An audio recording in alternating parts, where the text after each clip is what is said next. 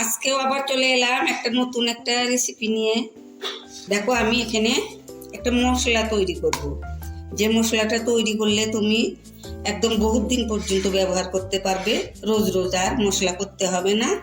দেখো এটা নিরামিষেও খেতে পারবে, আমিষেও খেতে পারবে, সব কিছুতে। দেখো আমি এখানে নিয়েছি, দেখো এখানে কয়েকটা শুকনো লঙ্কা নিয়েছি, আর এখানে নিয়েছি দেখো তেজপাতা কয়টা, এখানে কয়টা ধনে, গোটা ধনে নিয়েছি, এখানে দেখো গোলমরিচ কয়টা নিয়েছি, আর এখানে দেখো নিয়েছি লং নিয়েছি, দারচিনি, ছোট এলাচ, বড় এলাচ নিয়েছি, আর এখানে জোয়ান, আর এখানে গোটা দেখো জিরা, জিরে নিয়েছি, আর এখানে তোমরা কি বলো এটা মিষ্টি সস না এটা কি বলো রাঁধুনি, এখানে কতগুলো রাঁধুনি নিয়েছি, রাঁধুনি সস। এগুলো সব ভেজে আমি গুঁড়ো করে নিব। লাস্টে এগুলো দেবো, এখানে কড়াটা বসিয়েছি, এখানে আমি একটু ভেজে ভেজে নিব, গোটাগুলো কিন্তু ফেলবো না।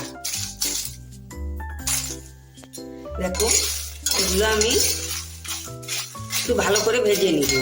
মরিচ ভাজাটা কিন্তু ভাজলে কিন্তু সুন্দর একটা সেন্ট আর টেস্ট হয়, খেতেও ভালো লাগে। এটা এখন নামিয়ে নিব।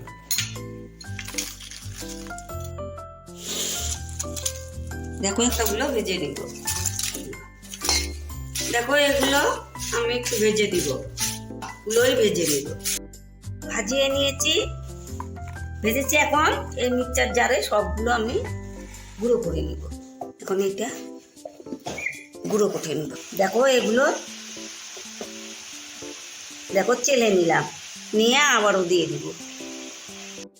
হ্যালো বন্ধুরা, দেখো আমি এই মশলাটা বানিয়ে নিলাম, দেখো মিক্সচার জারে দিয়ে চেলে নিয়েছি।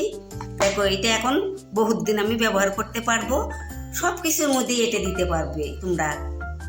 যদি টমেটোর চাটনি তৈরি করো সেটার মধ্যেও দিতে পারবে, ঝালমুড়ি বানিয়ে বাড়িতে খাবে, এই মশলাটা দিবে, এই মশলাটার ভীষণ টেস্ট, দেখবে কীরকম ঝালমুড়িটা হয়, এটা দিবে। আর আমিষ নিরামিষ সব কিছুতেই ব্যবহার করতে পারবে।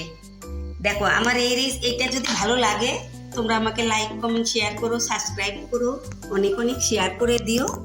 আগামীতে আবার নতুন ভিডিও নিয়ে আসবো। তোমরা ভালো থেকো, সুস্থ থেকো। থ্যাংক ইউ বন্ধু।